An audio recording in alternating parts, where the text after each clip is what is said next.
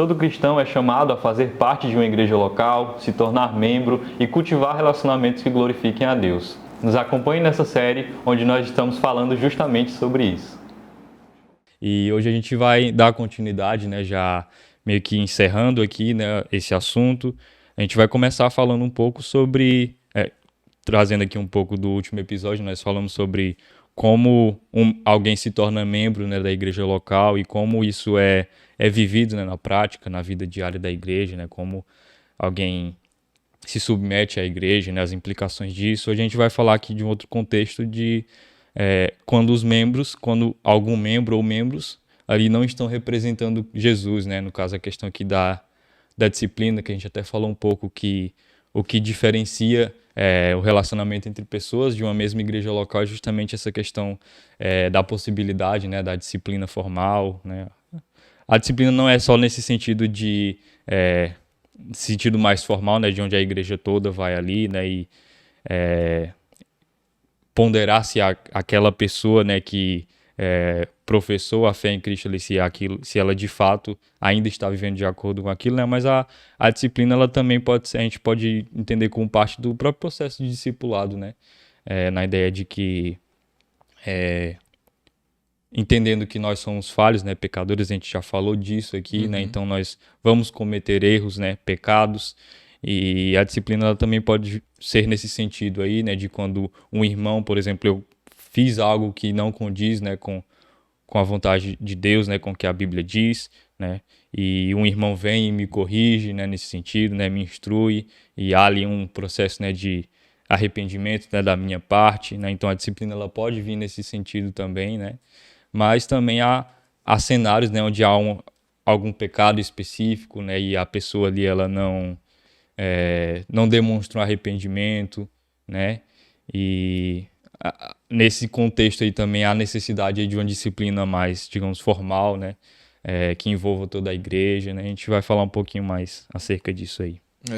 É interessante, né, que Deus tem tanto prazer na comunhão, né, e a gente, inclusive, já mencionou isso em algum dos episódios. Deus vai criando todas as coisas ali na primeira pessoa, e quando Deus vai falar sobre a criação do homem, Deus diz, façamos nós, né, dando essa ideia da trindade como o formador, né, os formadores, né, os três, mas em uma só pessoa, os formadores do homem. Não, Deus tem prazer, Deus vinha na viração do dia, conversar todos os dias. Então Deus tem muito prazer nesse relacionamento com o homem. E Deus tem prazer de ver seus filhos partilhando dessa unidade, né, desse irmandade, desse companheirismo, né? E é interessante porque era requerido, por exemplo,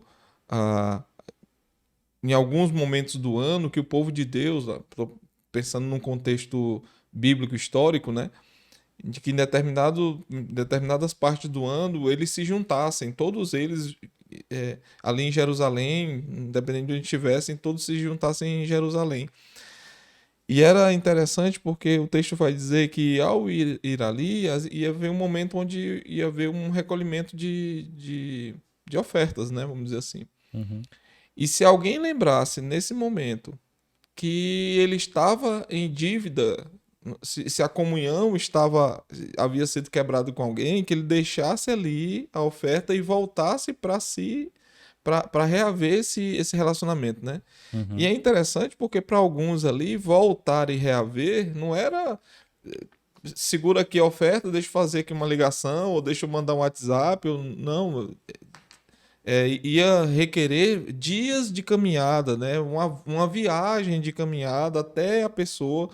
Então, isso nos mostra que o desejo de Deus por uma comunhão sadia é algo muito sério, né? Porque mesmo que requeresse de alguém um sacrifício grande de voltar até a sua cidade para reaver isso, em detrimento de simplesmente entregar ali uma oferta, Deus tem muito prazer nisso. Então Deus espera e requer de nós que a gente tenha mesmo esse apreço como uma ordem bíblica mesmo, pela comunhão, pelo partilhar, né? E nós falamos no episódio anterior aqui de todas as formas em que nós não falamos de todas, né, mas mencionamos algumas, das formas em que nós precisamos nos esforçar em ter, num contexto social, financeiro, e, enfim, diversas outros mecanismos, mas nos esforçarmos em termos uma comunhão sadia com a igreja, né, com os irmãos Sim. ali. Então Deus tem muito apreço por isso. Sim, e a gente já falou aqui também, né, de como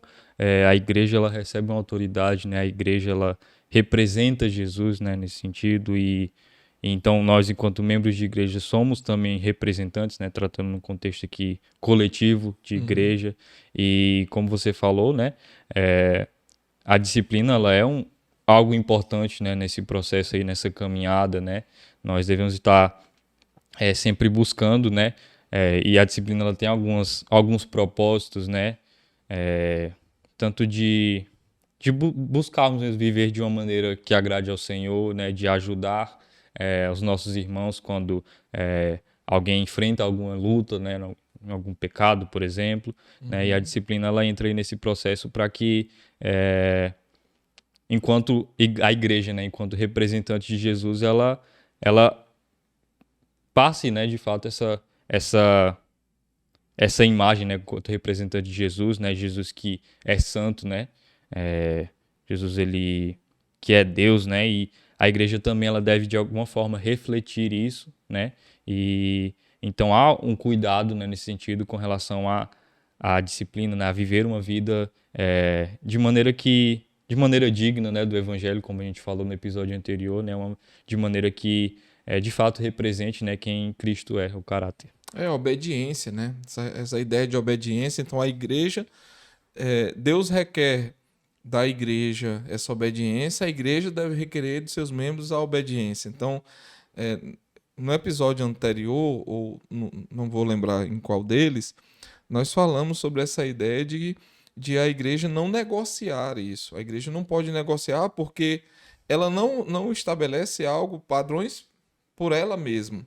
Ela simplesmente ela obedece os padrões que foram criados por Deus.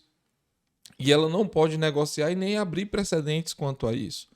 Então a igreja é até essa ideia de não abrir precedentes, de ter credibilidade naquilo que. Porque senão você não pode negociar. Até na igreja nós já tivemos se eu não me engano, um mês da juventude com esse tema de princípios inegociáveis, né?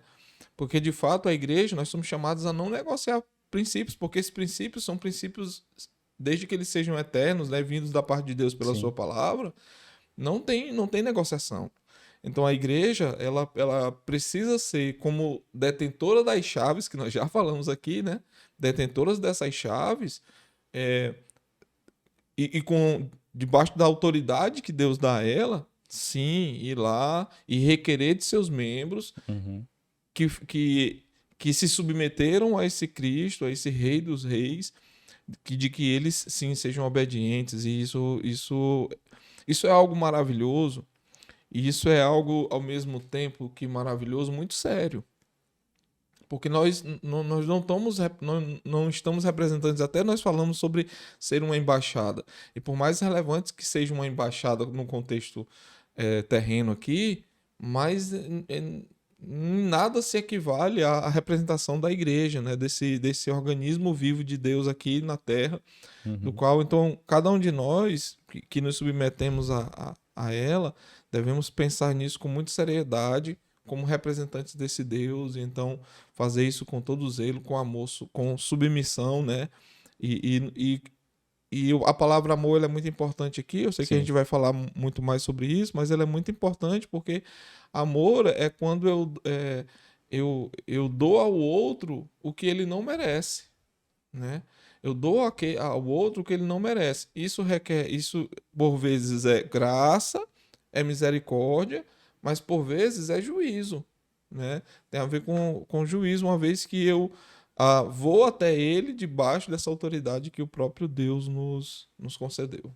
Sim, né? E pensando aqui, por exemplo, no contexto onde talvez algum membro ali ou membros do corpo eles não estão representando, né, de fato Jesus, né, não estão vivendo uma vida de acordo com a vontade de Deus, há essa necessidade aí, né, esse cuidado, né, por parte da igreja, né, de não negociar, né, aquilo que são princípios, né, fundamentais, aquilo que nós cremos, né, e até mesmo a gente já comentou disso também, que a igreja ela não tem um- uma localização geográfica específica, né, não tem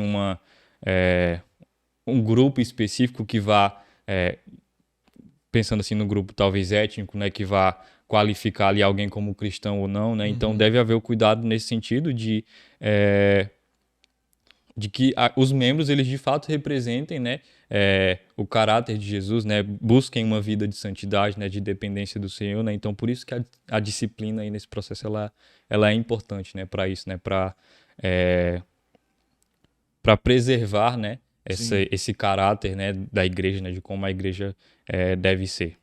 As disciplinas elas visam purificar também, Sim. né? Tornar puro. Quando a gente pensa, por exemplo, no fogo que aquece ali o ouro, a ideia é purificar.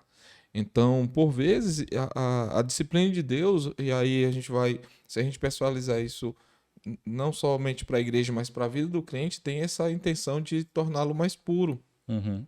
Puro no sentido de ser alguém que representa mais fielmente o seu Senhor. Então, quando o Senhor vai lá, e alguns vão inclusive, numa visão humana, dizer que a disciplina é uma falta de amor, pelo contrário.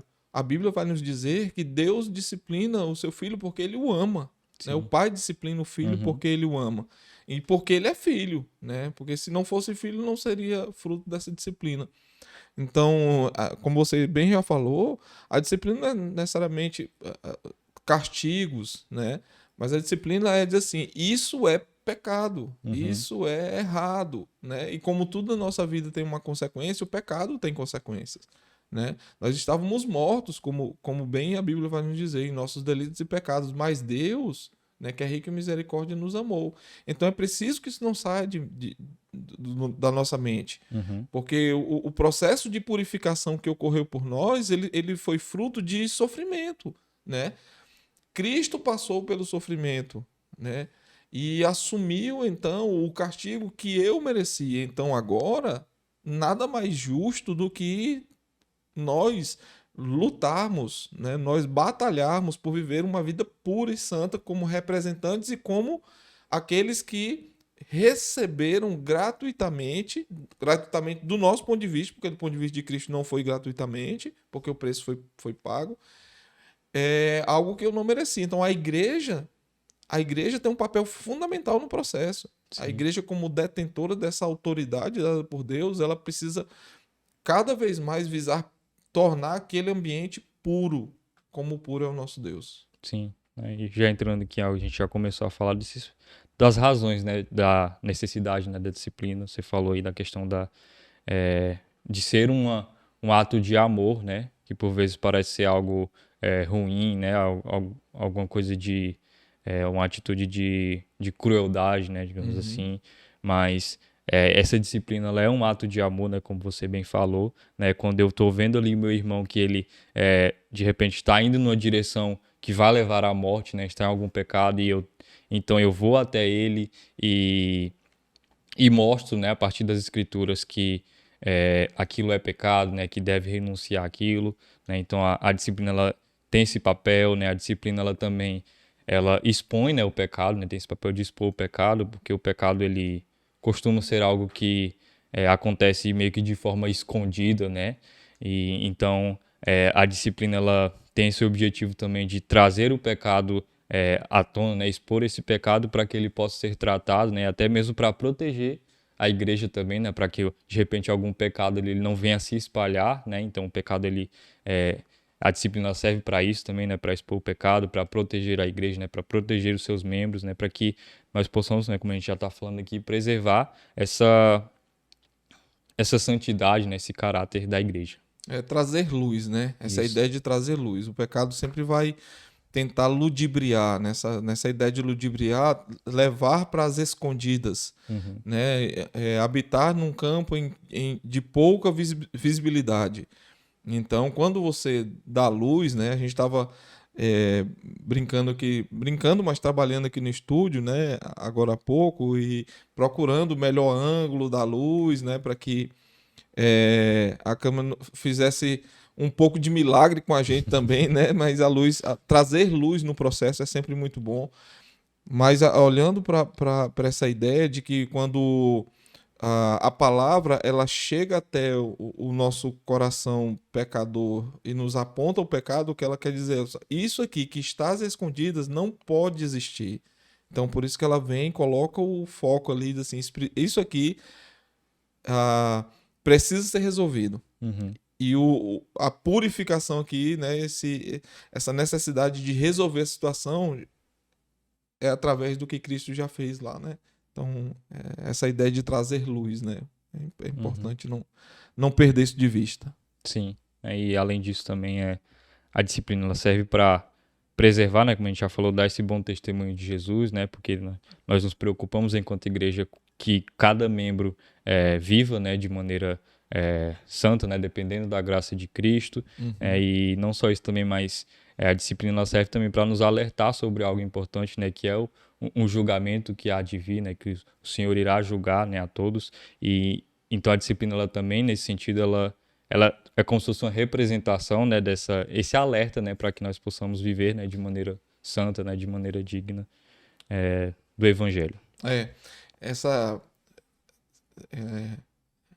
visão romântica do Evangelho, que por vezes ela é passada, ela meio que nos tira de pensar sobre um juízo, né? Haverá um juízo.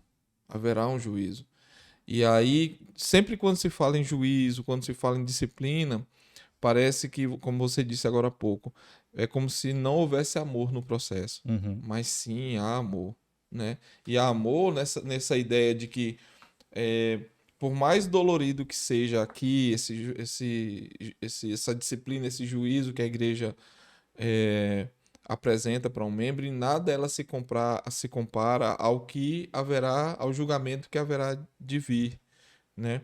Para alguns, um julgamento para galardão, para recebimento de bênçãos futuras, mas para outros, para a grande maioria, um julgamento para morte eterna, e um sofrimento que nunca passará.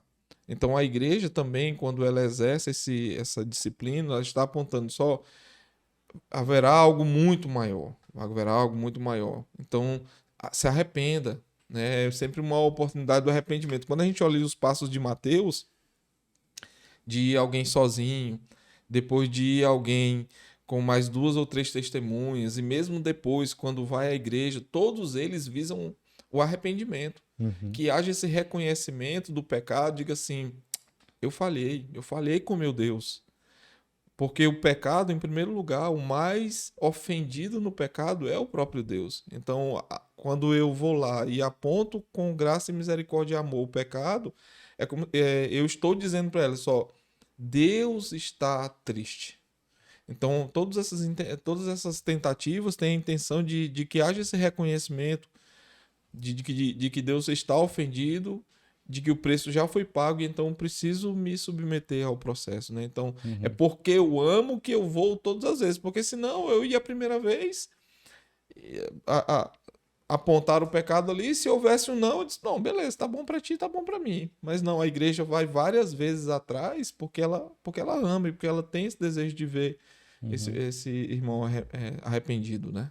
Sim, aí a igreja ela deve desenvolver essa habilidade de confrontar, né, o pecado com amor, né, e isso não significa, né, porque a igreja ela deve confrontar o pecado que em qualquer situação, qualquer menor infração ali que alguém cometa, a igreja ela vai, digamos assim, esmagar aquele irmão, né, e condenar, mas fazendo isso em amor também, né, entendendo que há essa necessidade, né, de confrontar, né, visando mesmo a salvação do irmão, né, que ele se preserve, né, de maneira santa, né, de maneira que agrade ao Senhor.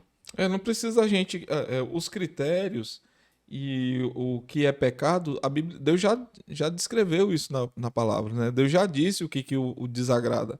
Então a gente precisa estar com com essa criatividade toda à tona, até porque se Deus já disse, é o que ele deseja que, né, é o que ele pensa sobre o pecado. Então, meu papel é ir para a Escritura e ver se, e quando é que eu sei que uma coisa é pecado ou não? Quando a Bíblia mencionar. Sim. A Bíblia já nos deixou o que é pecado, né? A gente já tem lá todo o critério estabelecido. Então não precisa a igreja ficar estabelecendo esse exercício de criatividade, porque Deus já nos disse o que é. Então a gente só precisa ir para a Escritura. Então, o problema é que muitas vezes muitos crentes não querem ter o trabalho de ir lá e de, né? Nós já falamos sobre os bereanos, né? Das pessoas que iam lá e iam. Deixa eu ver se isso é realmente isso, né? Deixa eu ver se a Bíblia menciona sobre isso, se é realmente assim, né? Então a gente precisa desenvolver esse caráter investigativo, vamos dizer assim, mas de buscar nas Escrituras o que é que Deus fala sobre aquilo, o que é realmente pecado, porque a partir daí é onde a gente vai poder tanto nos precaver, né? Estar atentos, mas também de ajudar o próximo na luta contra o seu pecado. Sim.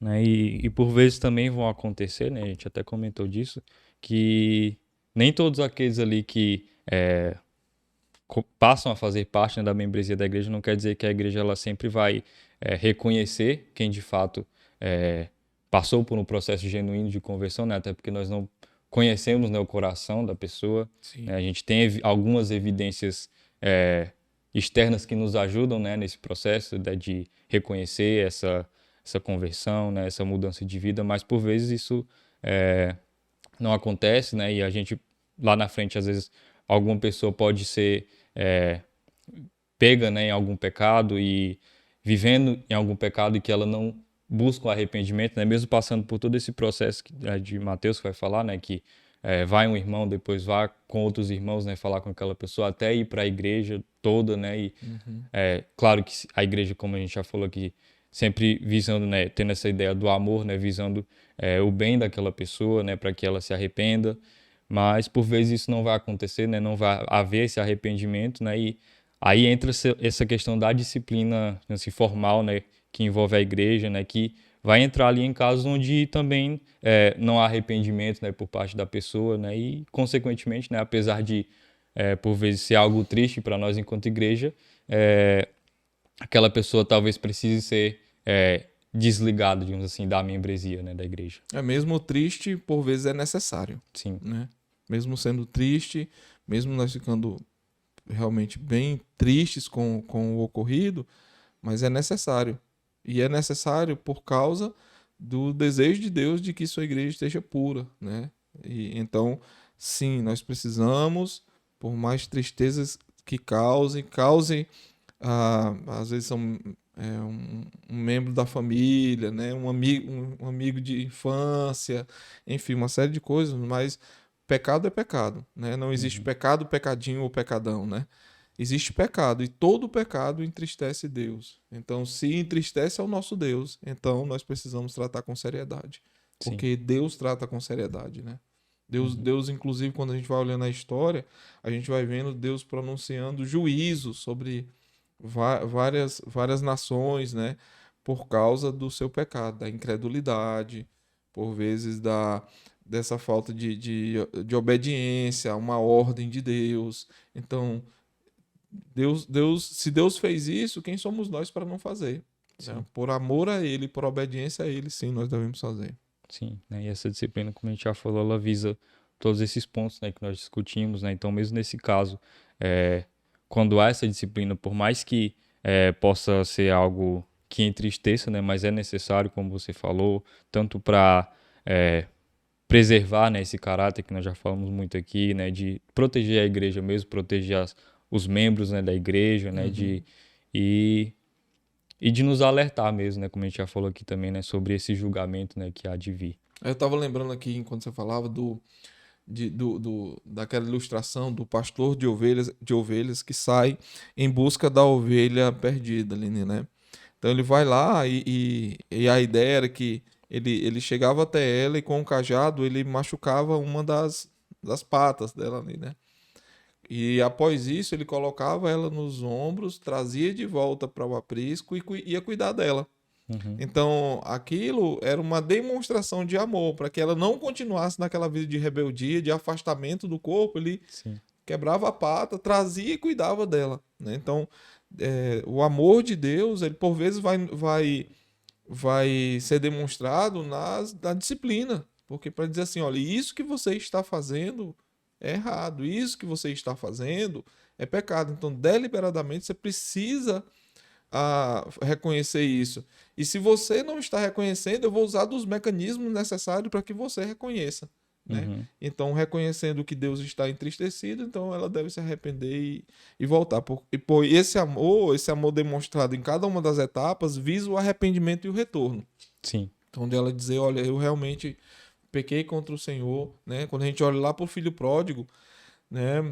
Pede a sua herança, sai, gasta dissolutamente, e quando ele volta, o pai estava esperando ele, aguardando ele ali, né? Ele chega, se prostra ali, pai, pequei contra o céu e pequei diante de ti. Então, nosso pecado é contra Deus e nosso pecado é contra pessoas. Pequei contra o céu diante de ti, já não sou digno de ser chamado teu filho, trata pelo menos como um dos seus colaboradores. E Deus vai lá, o pai vai lá, né, na representação, o pai vai lá e cuida, dá anel, roupa, festa acontece, né, que é o desejo de Deus para o pecador arrependido, né, que ele volte e desfrute de todos os benefícios que o Senhor dá a ele, no contexto aqui da igreja. Sim, né? E é interessante aí dessa parábola e dessa história, que é o mesmo que vai acontecer na igreja também, né? Quando um membro ali é disciplinado, né? E passa por esse arrependimento, né? E a igreja, ela reconhece nesse arrependimento, perdoa, e imediatamente esse membro, então, ele é recebido novamente, né?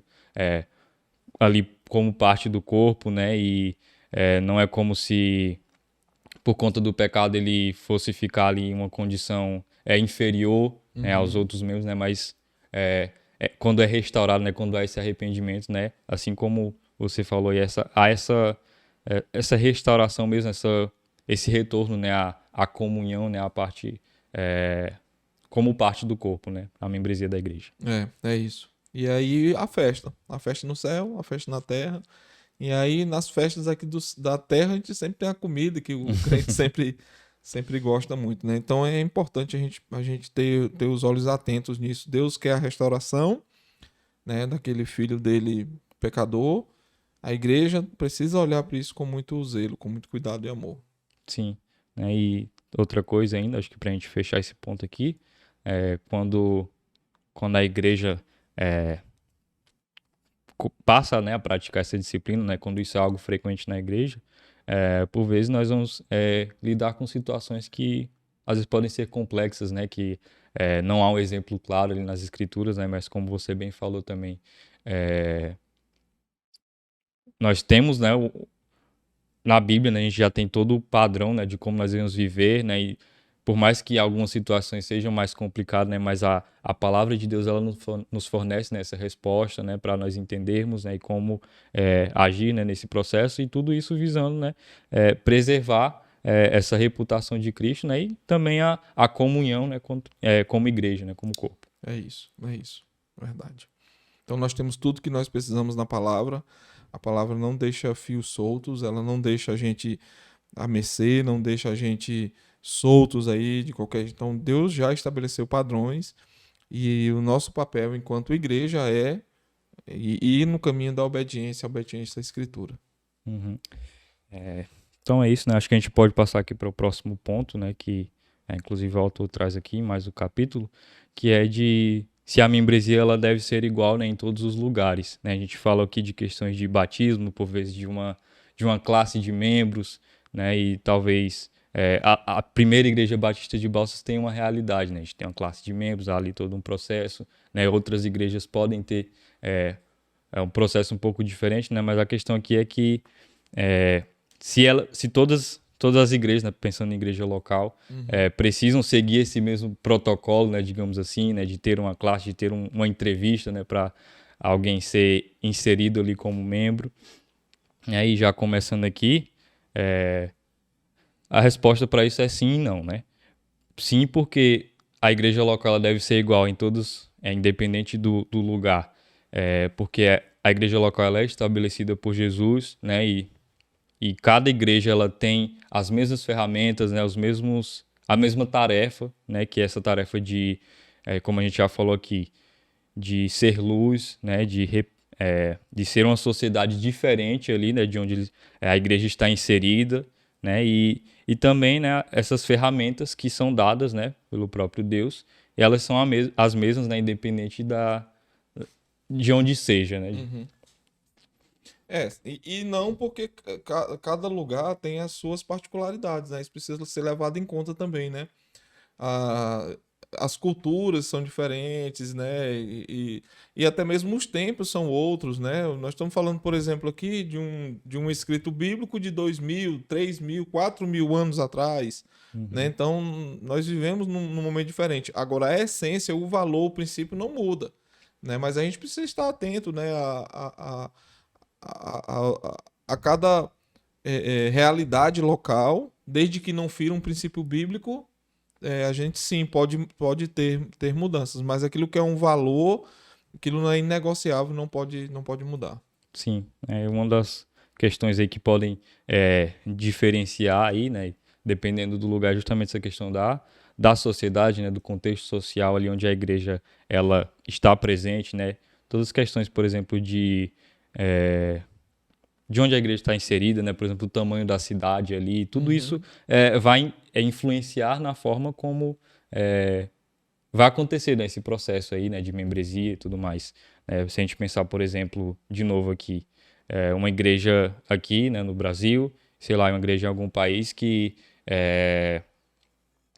passa por perseguição. Lá não há por vezes não há necessidade, por exemplo, de ter toda uma estrutura mais extensa como nós temos para reconhecer alguém que é membro, porque a gente para pensar, é, as pessoas ali no contexto de perseguição, elas não vão ter nenhum prestígio ou nenhum bônus que seja além daquilo que o evangelho é, né? Não vão ter algum benefício, né, que não seja, de fato, fazer parte do corpo de Cristo, né? Então, por vezes, não há necessidade de ter uma estrutura como nós temos aqui, né, que para nós pode ser algo necessário e importante, né, mas como você falou aí, mas a essência ela continua a mesma, né, independente do lugar. A igreja ela tem esse papel de ser um representante, né, de Cristo, né, de ser luz, né, de ser sal, e mas essas outras questões elas podem mudar, né, de acordo com o contexto. Não há uma regra específica, né, que precisa ser seguida em qualquer cenário. O livro vai trazer um exemplo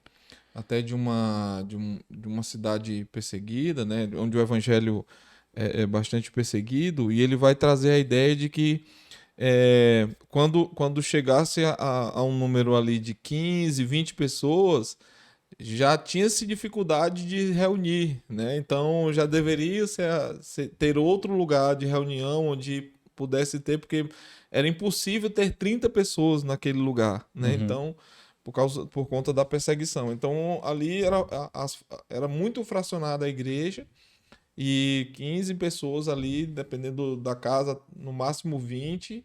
Então, para aquele contexto, um contexto diferente do nosso aqui, né, onde a gente não tem uma perseguição tão velada como em outros lugares, ou mais ríspida, né, e em outros lugares até com a possibilidade da morte mesmo, né? Uhum.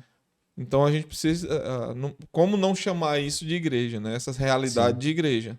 Um grupo que se reúne ali regularmente para adorar a Deus, reconhecendo sua condição de pecador e de carência do evangelho ali. Como não chamar aquilo de igreja, porque ela não tem uma estrutura como nós temos aqui. Não, sim, é uma igreja em outros moldes, em outro padrão, mas sim, é a igreja de Deus. Sim. Nesse ponto aqui, eu não sei se você ainda tem algo a acrescentar O que eu, sobre. o que eu diria é que, assim, como por vezes, eu percebo o nosso, como é que eu posso falar esse ponto? O pouco valor que muitos cristãos, né, o pouco valor que muitos cristãos dão a essa liberdade que nós temos, Uhum. né? Porque talvez se nós chegássemos num lugar de uma perseguição mais velada contra o evangelho, e nós falássemos da liberdade que nós temos no Brasil, né, eles vibrariam, né, por isso, né, e desejariam ardentemente viver e fazer parte daquilo. E eu vejo por vezes pessoas negligenciando toda essa liberdade, toda essa bênção que nós temos do ajuntamento, né, da liberdade que nós temos de nos reunir, de cultuar, de poder expressar nossa fé sem impedimento, sem uma perseguição ali, enfim. E isso eu vejo com muita tristeza, né? E orando, pensando aqui no nosso contexto local mesmo, de Primeira Igreja Batista de Balsas, orando para que o Senhor cada vez mais nos dê um apreço pela união ali, pelos ajuntamentos, pelas oportunidades. E isso é nos mínimos detalhes, é aquele encontro do pequeno grupo, é aquele encontro ali dos ministérios, enfim, todas as oportunidades que você naturalmente possa estar, né, que o cristão possa estar, que ele valorize aquilo como uma bênção de Deus, uma oportunidade do ajuntamento. É claro que, dependendo da agenda, alguns têm dificuldades e isso é normal, é entendível, mas, por exemplo, a bênção do ajuntamento no domingo, no primeiro dia da semana, é uma coisa que não pode ser negociado, né? O dia do Senhor ali não pode ser negociado. Então, a não ser que seja algo muito extremo, um crente não pode negociar o ajuntamento do domingo, né? Então, é, lamentar pelos que têm negligenciado isso e ao mesmo tempo, é, orar para que o Senhor mova seu coração, né? Mova o coração dessa pessoa que porventura tem negligenciado isso, para que ele de fato entenda que há pecado envolvido nisso. Uhum. Né? Há pecado e precisa ser reconhecido, abandonado e restaurado. O retorno à comunhão. Hebreus vai falar que não se deve, né, deixar essa comunhão como é costume de alguns. Né? Então nós devemos sim ter o apreço necessário pela bênção que nós temos de nos ajuntar livremente. Sim. Eu acho que já partindo, a gente pode já partir para uma conclusão, né, de tudo que a gente falou aqui. A gente falou bastante coisa, né, nesses episódios, Sim. da importância mesmo, né, de fazer parte de uma igreja local, né, de como nós devemos agir, né. A gente falou muito na ideia de ter um compromisso, né, com a igreja local, de forma que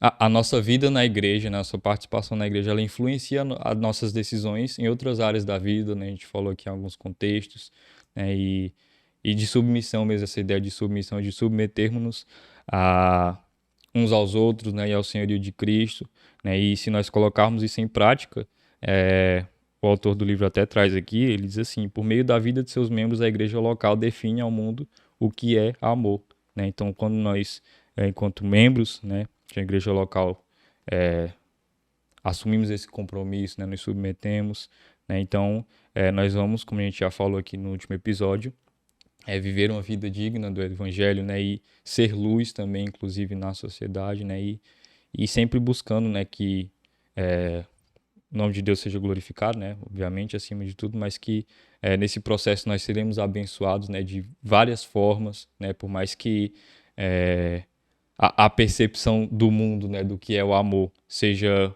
um tanto quanto diferente, né, se a gente olha, por exemplo, a perspectiva bíblica, né, do que é o amor, né, entendendo o amor como um ato de misericórdia, né, João 15:13 vai falar: ninguém tem amor maior do que este, dar a própria vida pelos seus amigos, né, então, ou então o amor também que é um chamado à obediência, né, então essa ideia de amor, né, como sendo misericórdia e obediência, talvez não seja tão clara, né, para um contexto secular, né, de não cristãos, né, mas é assim que o amor de Deus ele é demonstrado, né, e a gente percebe isso, né, de maneira prática, né, quando nós nos submetemos a isso, né, à vontade de Deus, a vida na igreja, né, quando nós de fato assumimos esse compromisso, como isso se torna uma bênção, né, para as nossas vidas, como nós somos edificados, né, e ao tempo que nós abençoamos outras pessoas no processo, e não só isso, né, mas como